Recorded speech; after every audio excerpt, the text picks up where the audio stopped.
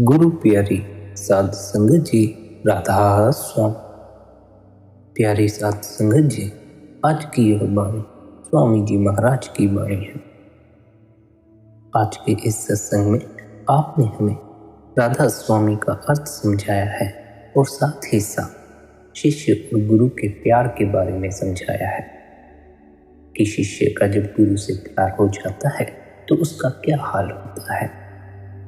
आज का यह सत्संग ध्यानपूर्वक अंत तक श्रवण करिए। सत्संग के वचन। राधा स्वामी धरा नर रूप जगत में, गुरु होए जीव चिताए। आप कहते हैं वह कुल मालिक जिसके लोगों ने अलग अलग नाम रखे हुए हैं बेनाम है। हमने अपनी भाषा में उसके नाम रखे हुए हैं। जिस तरह तालीम की कोई हद नहीं, अलग अलग दर्जे हैं, इसी तरह रूहानी मंजिलों के भी नाम रखे गए हैं। संत महात्मा उस ऊंची से ऊंची अवस्था को स्वामी स्वामी कहते चले आए हैं। सबके ऊपर जो नाम है उसे स्वामी कहकर बयान किया गया है। स्वामी जी ने उसके साथ राधा का लफ्ज जोड़ दिया, यानी रूह का स्वामी। इस प्रकार राधा स्वामी का अर्थ है रूह का स्वामी। जब वह कुल मालिक हमें तारना चाहता है, इस संसार समुद्र में से निकालना चाहता है, वह मनुष्य का चोला पहनकर गुरु बनकर सचखंड से आता है। आप कहते हैं हमारी रूह पहले सचखंड में थी, वहां से निकलकर महाकाल के पास आई। उसने दर्जा बदर्जा काल भगवान के हवाले कर दिया। काल भगवान ने रूह के ऊपर खोल चढ़ा दिए। वह काल रूह को बना नहीं सकता, ना ही मार सकता है। रूह उसके पिंजरे में कैद है। वह अपने देश से ऊपर किसी को जाने ही नहीं देता, बल्कि कहता है कि मेरे ऊपर चौथा लोक है ही नहीं। वह अपने ऊपर का भेद नहीं देता। सचखंड या चौथे लोक का हमें जब भी पता लगता है, केवल संतों के जरिए पता लगता है। वह अकाल पुरुष मनुष्य का रूप धारण करके आता है। कभी गुरु नानक साहिब, कभी कबीर साहिब, कभी तुलसी साहिब, कभी शम्स तबरेज, कभी हिंदुओं में, कभी मुसलमानों में चोला पहनकर आता है और हमें उस रूहानी मंजिलों का उपदेश देता है। जरूरी नहीं कि हिंदुओं में ही आए, बल्कि कभी किसी कौम में, कभी किसी कौम में आता है। आप कहते हैं सो जब वह हमें उपदेश देना चाहता है तो अपनी कला किसी मनुष्य में रख देता है। अकाल पुरुष जब हमें मिलता है मनुष्य रूप में आकर ही मिलता है। ये जितने मजहब बनाए हुए हैं इंसान ने ही बनाए हैं, जितने नाम रखे हैं इंसान ने रखे हैं। जब मालिक हमें अपना भेद देता है, मुक्ति देता है, तारता है, किसी मनुष्य में बैठकर, यानी पीर पैगंबर या मुर्शिद बनकर तारता है। और ऐसा भी नहीं कि तारने का उसका यह कायदा आज का बनाया हुआ है। युगों युगों से यही कायदा चला आया है। अवतार आए, पैगंबर आए, संत महात्मा आए। इस भेद को वे ही समझते हैं जो ऊपर रूहानी मंजिलों पर जाते हैं। जिस जिस जमाने में हमें हिदायत मिली, किसी संत सदगुरु के जरिए मिली। आप समझाते हैं वह कुल मालिक किसी न किसी संत महात्मा के रूप में आकर हमें उपदेश देता है। हम इंसान हैं, देवी देवताओं को हम देख नहीं सकते, गाय भैंस हमें समझा नहीं सकती, हमें इंसान ही हिदायत दे सकता है। वह मालिक हमारे जैसा मनुष्य बनकर आता है और हमें हिदायत देता है। वह दिखने में आदमी होता है मगर आदमियों से ऊपर होता है। यह तरीका अनादिकाल से चला आया है। जब मालिक दुनिया को रोशनी देगा, किसी संत महात्मा के चोले में बैठकर देगा। अगर अवतार पैगंबर भी आए तो मनुष्य बनकर आए। सो जब हमें हिदायत मिलेगी किसी आदमी के जरिए ही मिलेगी, क्योंकि हम आदमी हैं। आगे आप फरमाते हैं जिन जिन माना वचन समझ के तिनको संग लगाए। जिस युग में जमाने में वे महात्मा आए, जिन्होंने उनके साथ प्यार किया, उनके हुक्म के मुताबिक पर्दा खोला, उनके कहने के अनुसार कमाई की, सचखंड पहुंच गए। उनका जन्म मरण खत्म हो गया। जो उन संतों के पास नहीं गए उनका हिसाब बाकी रह गया। जिन्होंने उन संतों की तालीम के मुताबिक कमाई की, ऊपर चले गए, मालिक से मिल गए। यहाँ कौमों मजहबों का कोई सवाल नहीं, असूल का सवाल है। करोड़ों मजहब हो गए और करोड़ों होंगे, जो अकाल पुरुष के मिलने की राह है वह एक ही है। चाहे कोई हिंदू होकर जाए, चाहे मुसलमान होकर जाए, चाहे सिख होकर जाए, चाहे ईसाई होकर जाए, रास्ता एक ही है। मिसाल के तौर पर जो कबीर साहिब के ज़माने में आए, उनकी हिदायत के मुताबिक मेहनत की, तो कबीर साहिब ने उन्हें कबीर ही बना लिया। इसी तरह जो गुरु नानक साहिब के ज़माने में आए, उन्हें मिले और उनके उपदेश के मुताबिक कमाई की, उन्हें गुरु नानक साहिब ने गुरु नानक ही बना लिया। जैसे जैसे महात्मा आते रहे, जिन्होंने उनके कहने के मुताबिक अभ्यास किया, वे वैसे वैसे मालिक से जा मिले। लेकिन मालिक जब भी मिलता है, हमारे जैसे मनुष्य बनकर गुरु का रूप धारण करके मिलता है। आगे आप कहते हैं, जब जब वे संत महात्मा आते रहे, जिन्होंने उनका सत्संग सुना, उनके भ्रम मिट गए, उनके भीतर शांति आ गई, उनके भीतर विश्वास पैदा हो गया।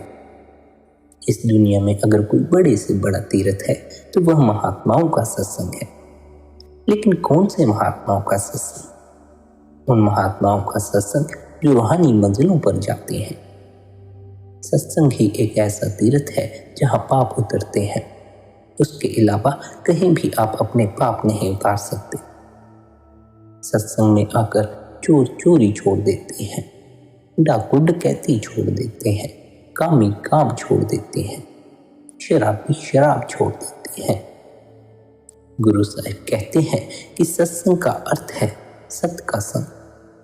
असली सत्संग रूह का खंडों ब्रह्मांडों पर जाकर नाम की लज्जत लेना है, सुरत का शब्द धुन को पकड़ना है। यह अंदर का सत्संग है।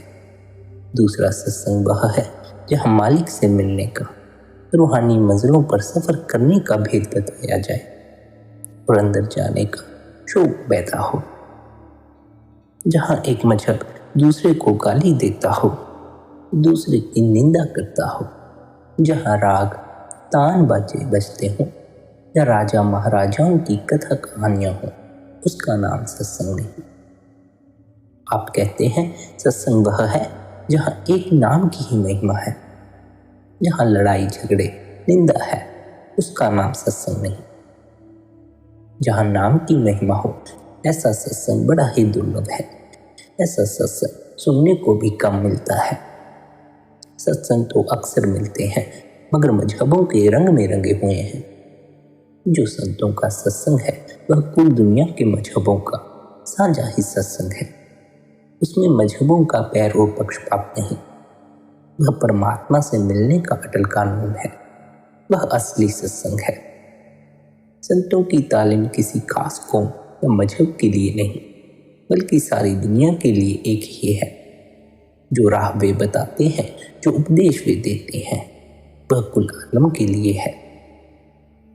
आगे आप समझाते हैं कि संत हमें क्या उपदेश देते हैं। संत हमें शब्द धुन का उपदेश देते हैं।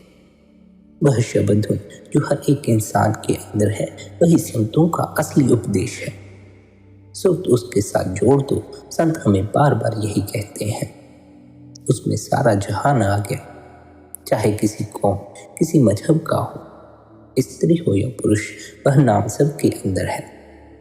महात्मा उपदेश देकर चले गए, जिन्होंने उसके मुताबिक कमाई की, उनका हृदय खींचता जाएगा। क्यों? क्योंकि कुल आलम के लिए राह एक है।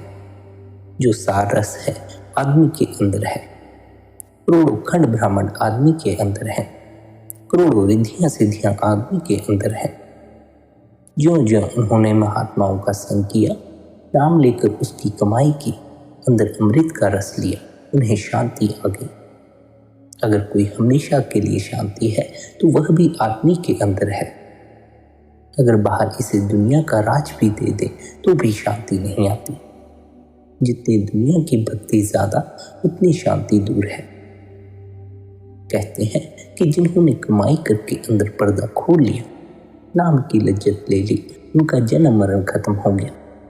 उन्हें फिर आने की जरूरत नहीं, उनका 84 का चक्कर टूट गया।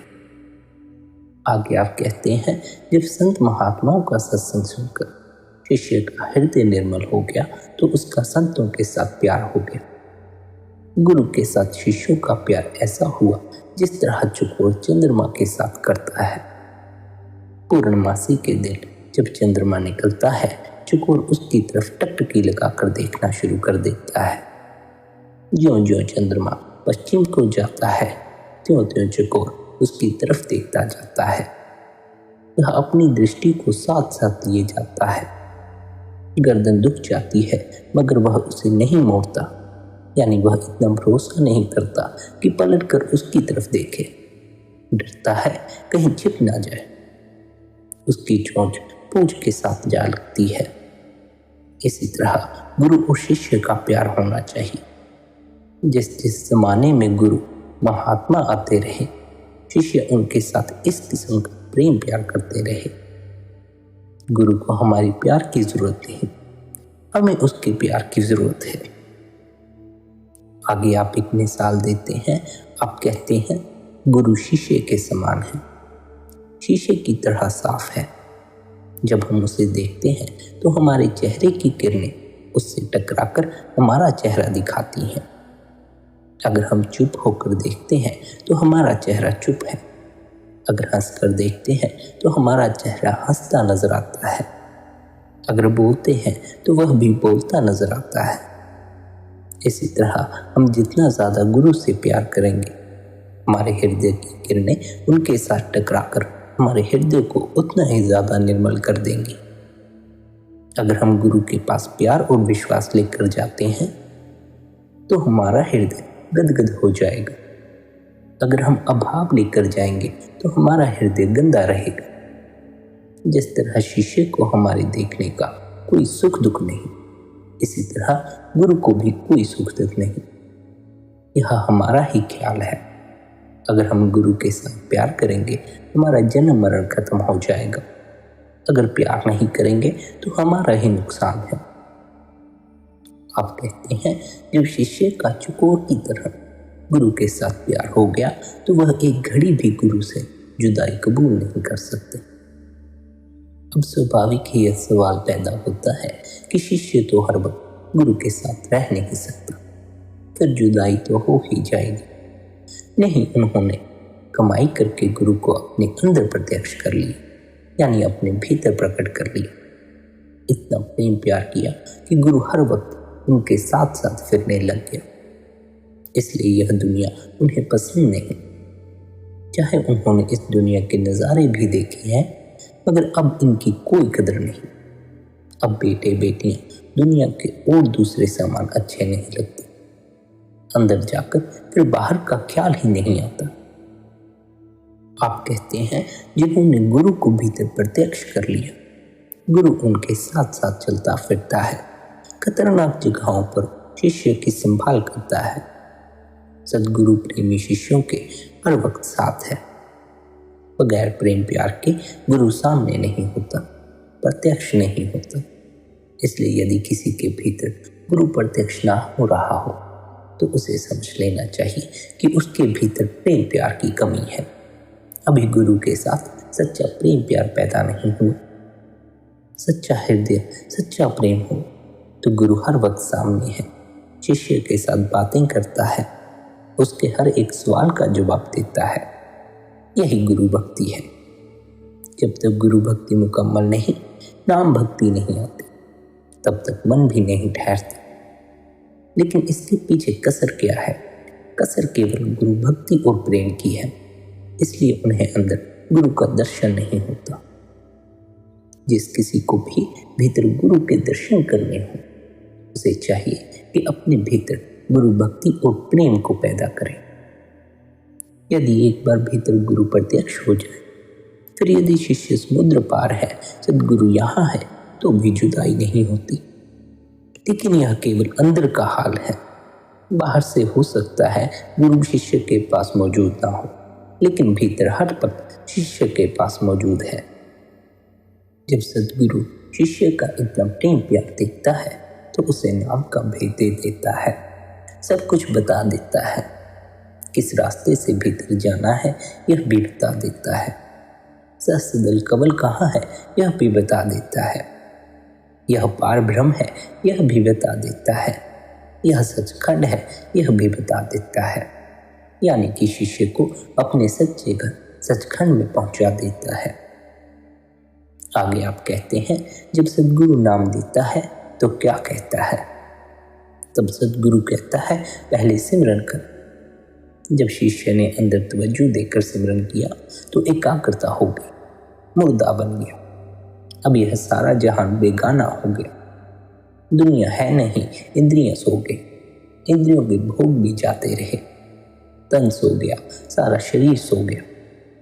जब रूह आंखों के पीछे सिमट जाती है तब यह शरीर मुर्दा दिखाई देता है। इसलिए आप आगे कहते हैं, मरने से पहले मर। जब तक यह जीते जी नहीं मरता, नाम नहीं मिलता। नाम कोई लफ्ज़ नहीं बल्कि ताकत है। कुल खंडों ब्रह्मांडों की जान है। लफ्ज़ तो अलग अलग भाषाओं के हैं, मगर वहाँ न अरबी है, न फारसी है, न अंग्रेज़ी है, न संस्कृत है। वहाँ कोई ज़ुबान नहीं है। जब ज़ुबान कोई नहीं तो लफ्ज़ कोई नहीं। जब सिमरन करके रूह अंदर गई, तन सो गया, इंद्रियां सो गई। मन इंद्रियों के वश में होकर भोग भोगता है। इसी दुनिया के भोग थे। जब मन सो गया, भोग जाते रहे, फिर भोगों की ओर ख्याल नहीं जाता। जब आंखों से ऊपर आया, तारे, चंद्रमा, सूरज पार कर गया, गुरु का निज रूप प्रकट हो गया। अब जहाँ शिष्य जाता है, गुरु साथ है। शिष्य रेल में सफर करता है, चाहे उजाड़ों, पहाड़ों, जंगलों में जाता है, गुरु साथ है। इसका नाम गुरु भक्ति है। जब तक गुरु भक्ति पूरी नहीं, नाम भक्ति नहीं आती। गुरु भक्ति के बिना नाम भक्ति की कमाई करना लालसा है, प्रेम नहीं है। जब नाम भक्ति की तब आठों पहर गुरु साथ है। चाहे किसी देश में जाओ, किसी मुल्क में जाओ, गुरु सामने है। पर अफसोस की बात है, शिष्य अपना धर्म पूरा नहीं करता। सो अगर हम एक बार अंदर चले जाएं तो फिर जुदाई नहीं होती, बल्कि सारी उम्र गुरु साथ रहता है। जब वह आठों पहर साथ है तो बाकी क्या रहा? केवल इस बात की जरूरत है कि हम पर्दा खोल लें ताकि गुरु अंदर आ जाए। अगर नाम लेकर रख छोड़ें तो कोई फायदा नहीं, मगर हम मनमत में हैं। हम खुद तो कोई अभ्यास नहीं करते और गुरु से कहते हैं कि हमारा पर्दा खोल दो। बिना कमाई किए कुछ नहीं मिलता। कमाई करोगे तो ही पर्दा खुलेगा, कमाई नहीं करोगे पर्दा नहीं खुलेगा। जो कमाई करके गुरु भक्ति को पूरा कर लेता है, गुरु को भीतर प्रत्यक्ष कर लेता है, उससे गुरु कहता है, चल ऊपर चल, रूह को नाम के साथ जोड़, चल मेरे साथ चल, चल मैं तेरे साथ हूँ। फिर खंडों ब्रह्मांडों पर हर मंजिल पर गुरु साथ है, फिर घबराने की कोई आवश्यकता नहीं। आगे आप कहते हैं, जब शिष्य गुरु के उपदेश अनुसार फिर ऊपर चढ़ता है तो आगे तुरिया पद आ गया, जिसे मुसलमान फकीर मकाम अल्लाह कहते हैं।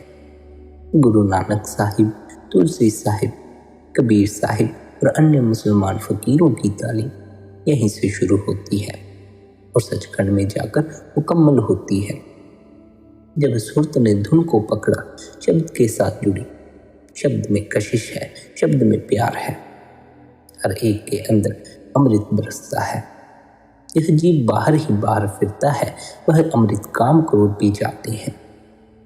जब इसने अपना घर संभाला, इसे होश आ गया, कहने लगा, मैं कौन से जाल में फंसा हुआ था। अब नाम के साथ प्यार हो गया। पपीहा बारिश का यानी सबाती बूंद का पानी पीता है। दरिया समुद्र घटे भरे रहे, वह प्यासा मर जाएगा पर उनका पानी नहीं पिएगा। जिस तरह पपीहा स्वाति बूंद को पीकर तृप्त होता है, इसी तरह जन्मों जन्मों से सोई हुई रूह नाम की लज्जत लेती है, फिर तृप्त होती है। आगे आप कहते हैं शक्कर मीठी है, मिश्री मीठी है, दूध मीठा है, गुड़ मीठा है, शहद मीठा है, पर नाम की लज्जत इन सभी से बढ़कर है। नाम की लज्जत अजीब है। ऐसी लज्जत दुनिया में और कहीं नहीं है, न स्त्रियों में, न धन पदार्थ में, न हुकूमत में, न किसी और मिठाई में। वह लज्जत पाकर मन दुनिया की लज्जतें छोड़ देता है, नहीं तो मन कब छोड़ता है, मन काबू में ही नहीं आता। केवल नाम की लज्जत आने पर ही मन काबू में आता है। जब रूह नाम के साथ जुड़ गई, सोते जागते, उठते बैठते हर वक्त नाम के साथ जुड़ी हुई है, फिर उसे नाम से अलग नहीं किया जा सकता। आप कहते हैं अब इस मुकाम पे 1000 बत्ती की जोत है जो सारे सहस्त्रदल कवल को रोशन कर रही है। यहाँ अमृत बरसता है, अद्भुत देश है, अजीब कैफियत है। इस देश से वह 1000 गुना सुंदर है। यह मिट्टी का देश है, वह सूक्ष्म देश है। जब गुरु गोविंद सिंह जी ने 5 शिष्यों को अमृत सिखाया था, वे स्वयं पढ़कर देखो क्या कहते हैं। जब तक वह ज्योत शिष्य के अंदर ना जागे, वह शिष्य नहीं। उन स्वयों पर विचार करो।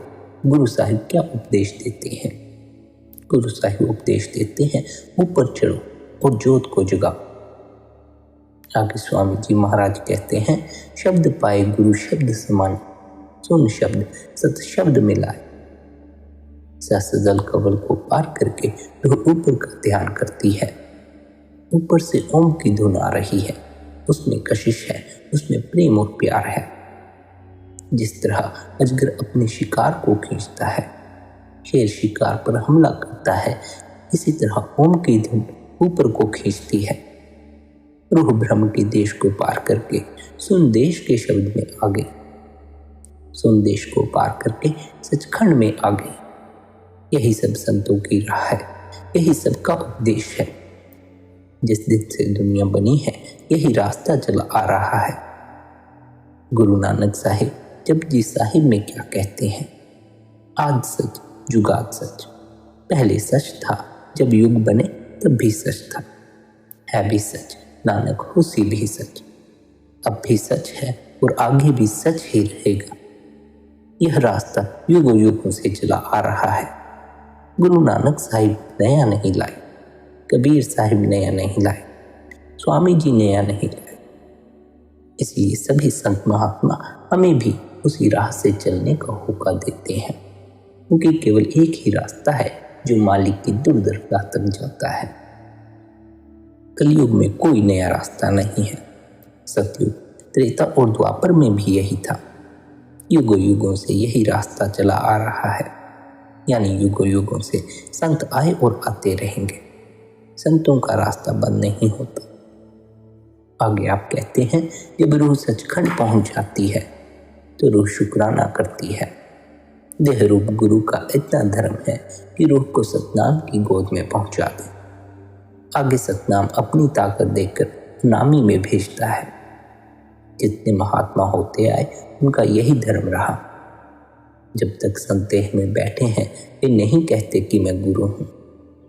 अगर पूछो तो कहते हैं सतनाम अनामी तुम्हारा गुरु है। सतगुरु का असली स्वरूप सतनाम है।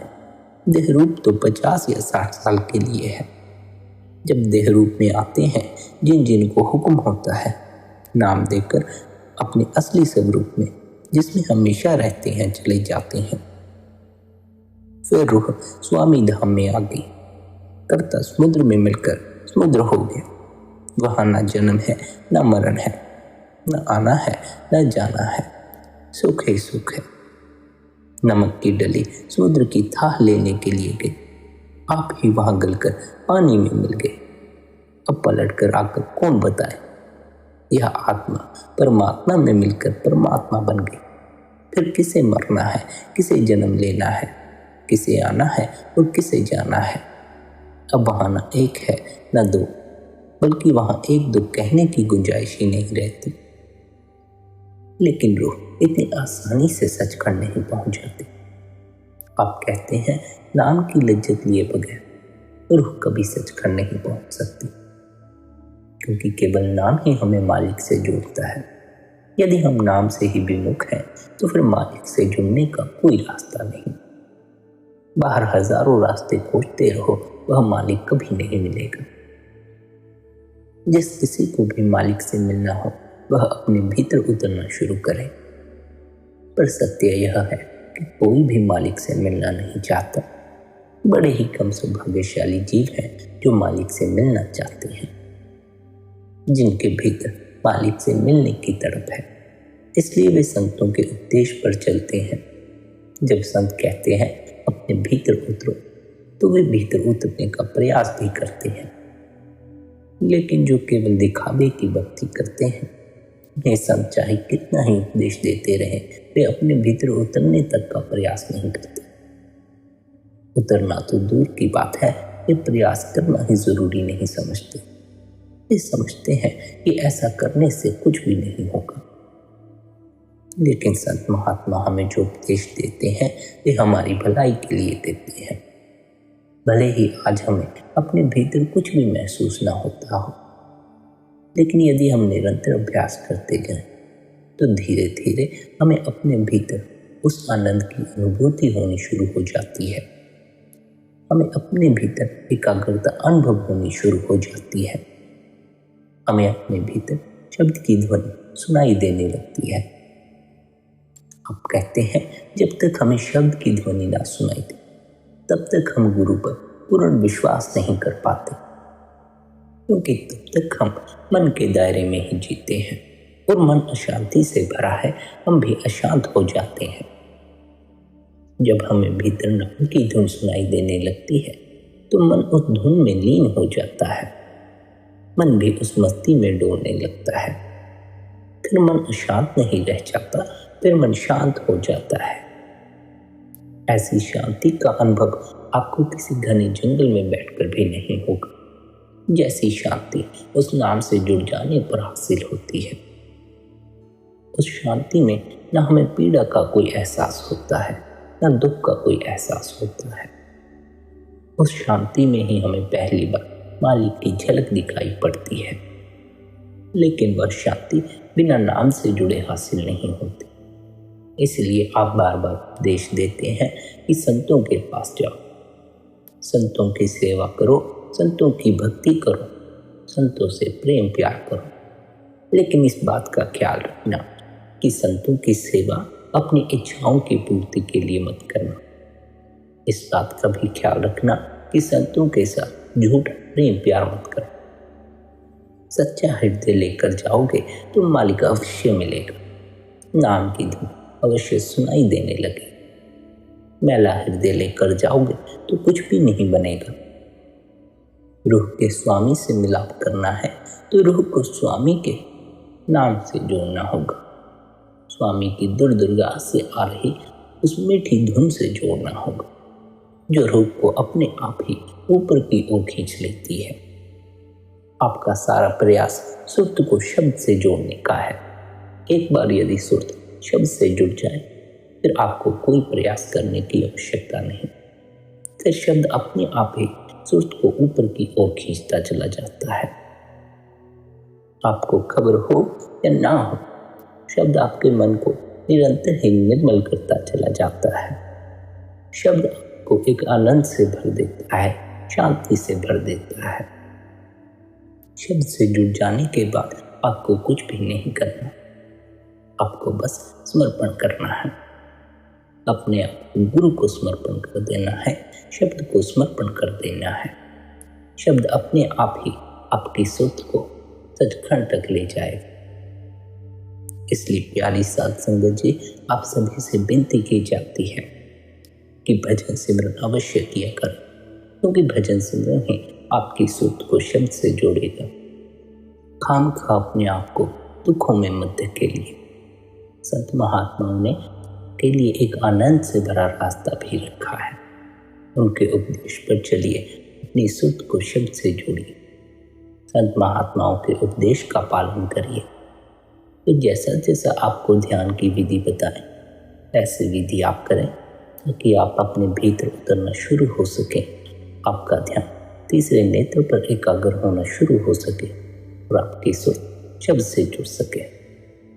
संगत जी, सत्संग को शेयर अवश्य करें ताकि यदि कोई और सत्संगी उलझन में हो तो उनकी उलझन सुलझ सके। यदि आपकी भी कोई उलझन हो तो पुरानी सत्संग अवश्य सुना करें। सत्संग में हमारी किसी न किसी उलझन का जवाब अवश्य ही छिपा होता है। परमात्मा करे आपके हर उलझन का जवाब आपको मिले और आप उस कुल मालिक से मिलाप कर जाएं, अपने सच्चे घर सचखंड में प्रवेश पा जाएं। राधा स्वामी जी।